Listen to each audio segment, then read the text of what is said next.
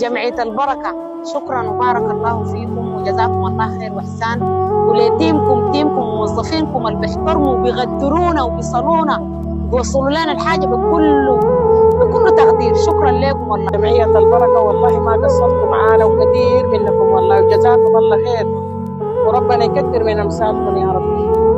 لتوزيع الوجبات الساخنة المقدمة من جمعية البركة الدولية بتبرع كريم من محسنين ومحسنات من العاصمة الجزائر. جزا الله تبارك وتعالى أهل الجزائر خير الجزاء وجمعية البركة الدولية. نسأل الله تبارك وتعالى أن يبارك لهم في مالهم وأهلهم وجزاكم الله خيرا.